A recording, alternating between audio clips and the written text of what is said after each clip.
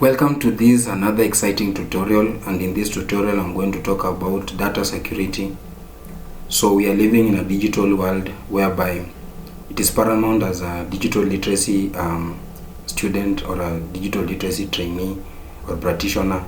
You should be able to pay attention on data security measures so that you can be protecting your data, your hardwares and your software applications against unauthorized access. Now this is a very important subject, and we're going to talk about different terminologies that are used in this space. We'll also be able to talk about different security threats that you might be able to encounter as you go in your area of field or in your workplace, and then we're able to talk about how can you be able to control these security threats that might occur during your process of your operations at your workplace. Okay, now the first thing that we want to talk about is the terminologies that you need to know. The first terminology that we are going to define is data security. Now, data security is the protection of data or information from accidental or intentional disclosure to unauthorized persons. So that is the main reason when you talk about data security, we rotate our discussion around this aspect of unauthorized access. Now, it is the protection of data from accidental. It might be something that has happened accidentally, or it must be intentional disclosure. Now, accidental basically means that somebody never intended to gain access to a certain information, but he has gained the information anyway. Intentional means that that person had the intention to be able to gain this information, and that's why it's very important for you to be able to know where exactly the problem is going to come from, and then you can be able to protect your data and information. Then we talk about data privacy. So it is an aspect of information technology that deals with the ability of the organization to determine what data in the company or in the computer system to be shared with the third party. Now, it happens there's some information that can be really be needed by somebody who is not within the company.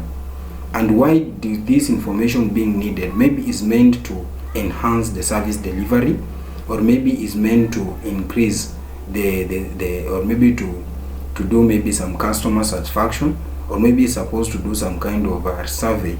So it is you as the company to determine what is supposed to be shared with the third party. That is what you call data privacy. So data privacy is to tell that data that we are going to protect is this, and data that we are going to share with the third party is this. Another terminology that you need to know in this space is that security threat. So this is basically the process of an illegal entity gaining access to company's data. So when an illegal entity gains access to company data, we say that this is a security threat. Now, example of another terminology you can be able to discuss in this space is the control measure. So when you talk about control measure, basically is the measurement as a measure that is taken to eliminate the security threat. Now, somebody has illegally gained access to our information. How can you be able to eliminate, or how can you be able to reduce this security threat in future? Another terminology we're going to discuss is the cyber security, a cyber criminal. Cyber criminal basically is the illegal user who use many different methods to lure you into parting with your confidential information. This is actually what is happening in the modern society nowadays, that somebody just use different dubious means to gain some information from you, and in that particular process you can go to lose money, or you can go to lose very important business information in the process. So these are the people that we are trying to handle in this particular space. Data security plan. So these are just facets such as collecting only the required information, keeping it safe, and destroying any information that is no longer needed. So this is a data security plan for every company. So which information are we going to collect? How do we keep this information safe? And how to destroy the information that is no longer needed? Maybe somebody is dead, so we need to delete that record from the database.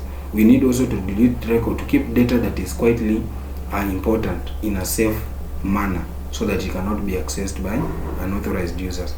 Another thing that we need to know is that we have what we call data security policy.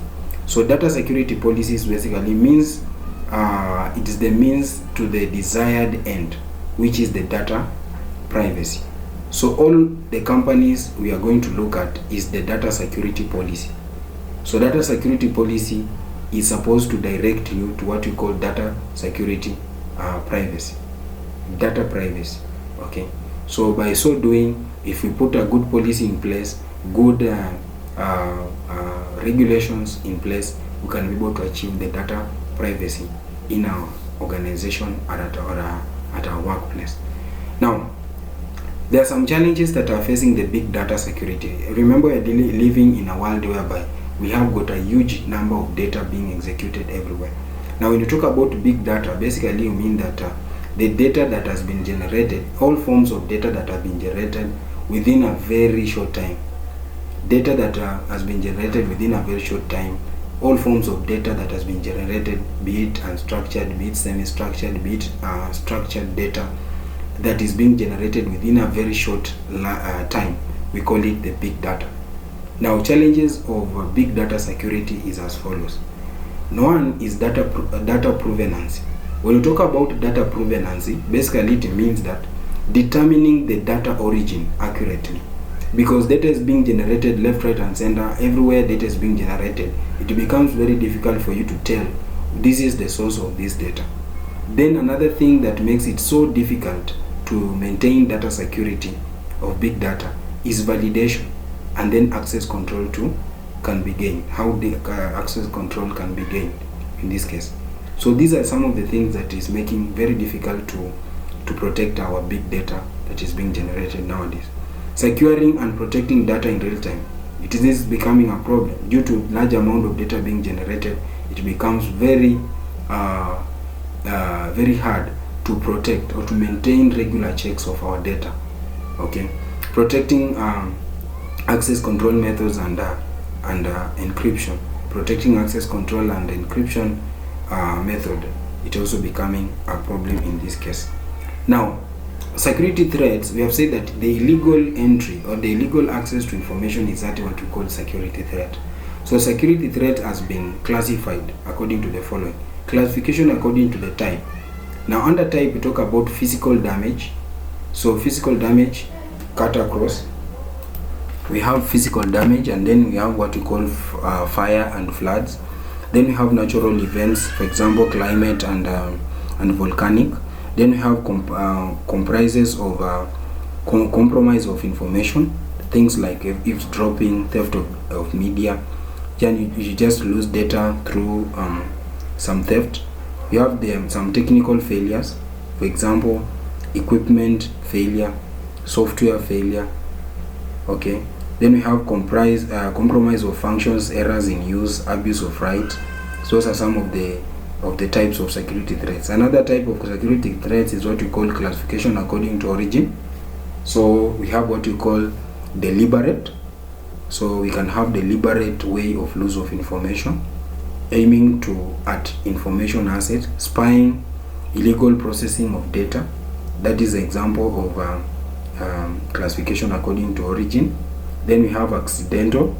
Then accidental where we have got equipment failure. You never anticipated an equipment to fail, but in the process it fails. Software failure, something that you never anticipated. It is just something that occurs. Environmental, for example natural event, loss of power supply. So in the process of doing that, data can be lost. Then we have negligence, known but neglected factors, compromising the network safety and sustainability. For example, you just leave your password open, or maybe you leave the computer server, maybe the server room open, and this is just negligence because you really know that this facility is highly protected, but you as the staff, you just leave it open so that somebody can gain access to it. So you'll be charged with negligence because you knew exactly the safety that needs to be put in place in that particular area, but you neglected. So that is negligence. Another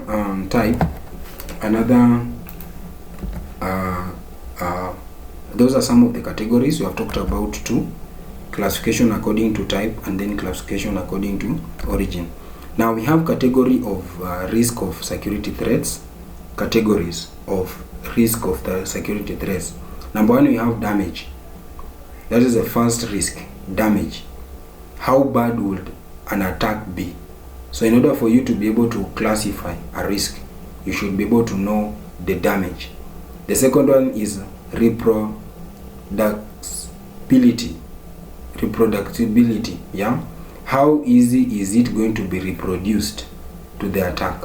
Then exploitability, how much work is it to launch the attack? Then you also need to categorize the risk in terms of affected users. How many users will be impacted in the process? And then you are also going to discoverability. How easy is it to discover the threat? So by so doing, you can be able to classify that this risk, when it occurs, it is going to have a certain damage. It is going to have a certain kind of, it's going to be reproduced in this manner. It's going to be exploitative in this manner. It's going to affect the following users, and also it can be discovered through this means. By so doing, you can be able to characterize all the risks that can be the risk that can be caused by the security threats. Then countermeasures against physical attack. How do you counterattack? How can you be able to counterattack these physical attacks? Number one is electronic destruction devices. So electronic destruction of devices. Number one is that you can be able to use such devices such as USB killers. They be used to damage or render completely unusable anything with a connection to the motherboard of the computer. In case you are disposing of a computer, you can be able to destroy everything. Yeah, you could be using what we call a USB killer device. Then you can also say that hard drives and storage. Use decryption and encrypt to encrypt the content of storage devices. You can be able to encrypt so that data, once somebody can be able to gain access to your computer, he cannot be able to make any use of that information since it doesn't have the encryption key. So that's how you can be able to countermeasure the physical attacks. Now, under security threats to data, we have got the first one called the computer virus. So a computer virus basically is a destructive program that attaches itself to a file. Okay, so when that file is opened, it can be able to install itself into your computer. So is a destructive program. Another way to define it, you can say that it is a destructive program that affects the normal functioning of your computer. Yeah, so that's a virus. So there are types of viruses. We have what we call the boot sector virus, which destroys the booting information on the storage device. Then we have got the file virus. It attaches itself to a file, either erasing or modifying them. It happens sometimes you have got data, maybe a file of 20 MBs, but when you check it, it is around 0 MBs. You wonder how did it happen? The file virus caused that erasure of data. Then we have the hoax virus. When we talk about the hoax virus, it attaches itself to an email with an attractive subject. So attractive subject makes you, or it provokes you to click on it. The moment you click on it, it installs itself into your computer system. Then you have the Trojan. The Trojan, it appears to perform a necessary function but perform other undesirable activities at the background. So you can install this, maybe you say that this application is meant for photo editing, but behind this photo editing app, there is something else that it is doing, maybe gathering your background information of maybe the account that you are running, or so on and so forth. So there are some information that is being collected at the background. Then we have got the worms. Then you can say that the worms, they stick to the computer memory. Now sometimes you realize that your computer is just full. You cannot be able to execute tasks very well. Maybe you cannot be able to load application programs to run, and then you just being told that your computer is full, or somehow your computer hangs in the process. That is the reason. That is just the worm that has just attached itself into your computer memory that appears to be full. You realize that your computer is just full, and yet you have not installed anything. That is a worm. Then we have what we call the backdoors. So the backdoors is similar to that of the Trojan and the worm, that allows hidden access to a computer system. So it might be the Trojan, it can be a worm, but basically in this case, it can be able to have a hidden access to your computer system. It passes through different mechanisms, and then you can be able to access the information in your computer system. So those are the types of computer virus. Now, destruction that is caused by this virus is like it can be able to how destruction caused by the attack. Okay, I think this is just where it's not the destruction per se. It can be like where the virus has come from. So we have sources. We can say that these are sources. Let me just go back to my tutorial, and then you can just say sources of the computer virus. So these are sources of computer virus. Sources of computer virus. Computer virus.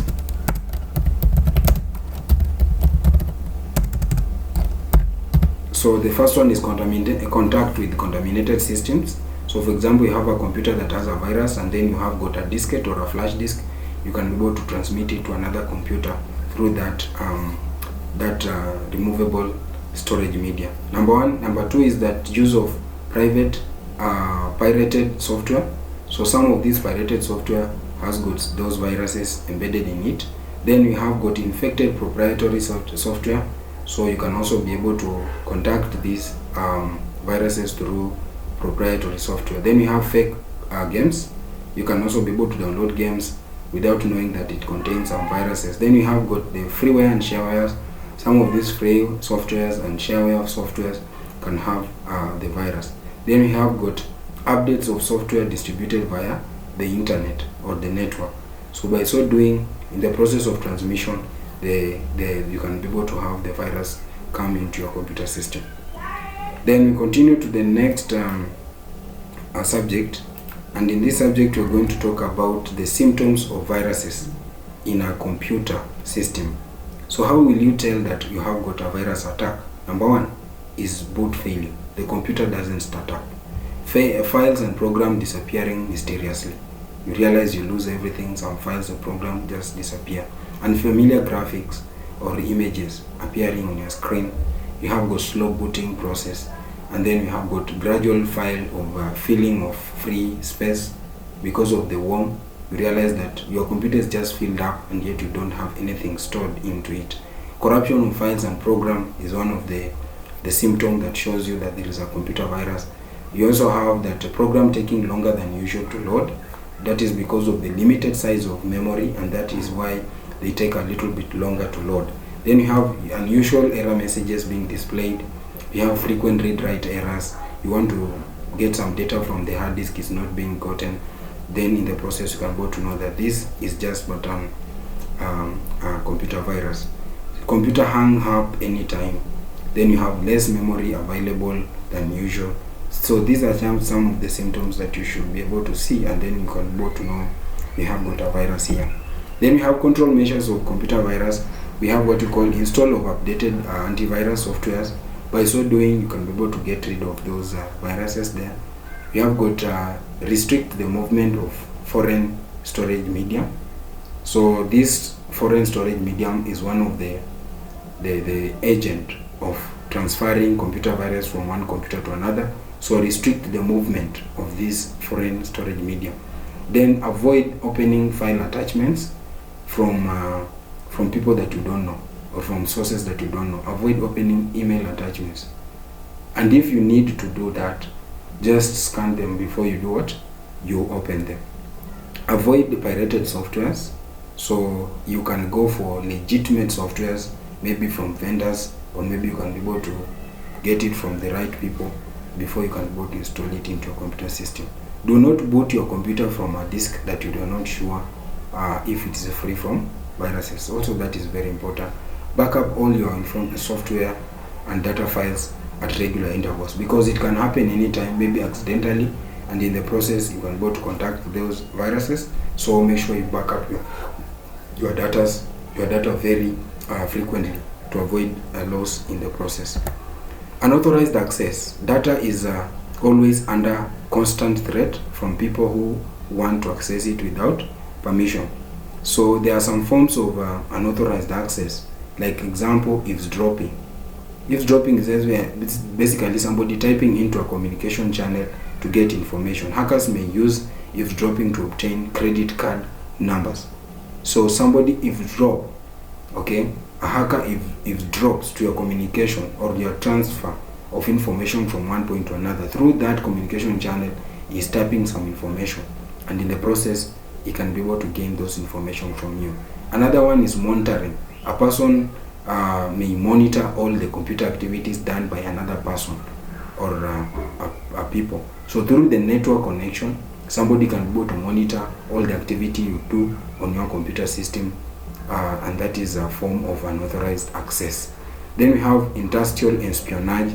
Industrial espionage, this is whereby it involves spying on the competitor to get the information. You spy the competitor to get information that can be used to finish the competitor. So maybe you are dealing with the same line of business, and then I just want to spy on what you do. What are some of the strategies you have put in place? And in the process of doing that, I'm just looking at a way to finish you or to finish the competitor in the process for financial gain, nothing else. Financial gain in the line of business. Okay, so that is what you call industrial espionage, spying on your competitor so that you can be able to finish your competitor. Another thing to look at is the control measure. How can you be able to control unauthorized access? Number one is that you should enforce data and information access control policy. So information that is highly critical, you can set some levels of access that you can be able to read, you can be able to modify, you can be able to do that. Or some information you are not supposed to access. By so doing, you can be able to limit the information from being leaked outside the company. Another way to be able to handle the unauthorized access problem, keep the computer room always closed. So the server room where information is kept, critical information is kept, kindly make sure that all that particular part is closed always. You can also be able to reinforce weak access points. So for example, your computer room it should be grilled, and apart from being grilled, make sure that you apply the right security measures around it so that somebody cannot be able to gain access to it. Then you can also be able to use file passwords so that you prevent any person from getting access to your electronic file. So you can set password on your files, important files, so that somebody cannot be able to gain access to it. You can be able to set also enforce security, network security measures like the use of firewall.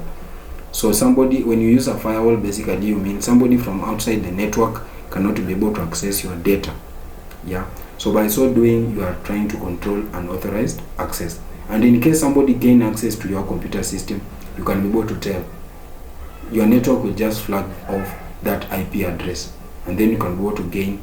You can be able to know who he is, or you can be able to block him from doing whatever he wants to do. Encrypt the data during transmission. That's very important. Make it unreadable so that somebody from outside cannot be able to gain access to it. Another one is computer errors and accidental access. So errors and accidental access to data may be as a result of maybe mistake made by a person. Okay, one may print sensitive report and then give them to an authorized person. That is what we call accidental access, or maybe computer errors. People experimenting some features, that is lead to computer errors. So if somebody wants to experience a certain feature, if I click here, what will happen? If I click at this point in my computer, what will happen? So by so doing, you are experimenting a certain feature. In the process, you can lead to some computer errors. Now, how do you control computer errors and accidental access? You restrict file access. So there are some file access that some files you cannot experiment with. So just make sure you restrict the access to some files. Then you can also be able to set some kind of error recovery strategies in your company, so that in case an error occurs, you can be able to know of how you can be able to retrieve that data, or how you can be able to recover from that error that has been caused by the staff. Okay. Now, theft is also very important for us to discuss. That some information is so valuable to the company or some government, so decide to pay somebody a fortune so as to steal the information for them to use. So some information is very important to you as a company or an institution or a government, but there are some companies somewhere or some countries somewhere that want that information, so they pay somebody to come into a company and then they steal the information from you. So it's also another security threat, and it's very important for us to know about it. How can you control theft in your company or in your government? The first thing is that you need to create backup and store them in a location where away from the main computer center. So create backup. Once maybe the information has been deleted from your server, you can be able to obtain that information from another server somewhere else.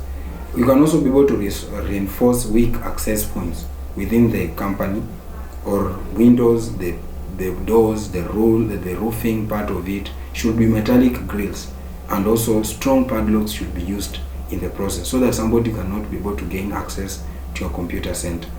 Employ guards to keep watch over data and information centers and backups. So by so doing, employ physical guards who can be able to sit at the door, who can be able to make sure they rotate around that particular place to ensure that the information is surely protected against theft. Then we have got what we call burglar proof in the computer rooms.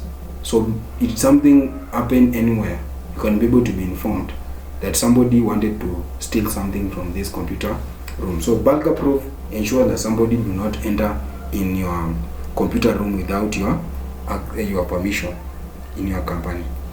So those are some of the security threats, form of security threats, and how you can control those security threats. So thank you so much for watching this video. Kindly subscribe to my YouTube channel so that when I create the next video, you'll be informed. Bye bye for now.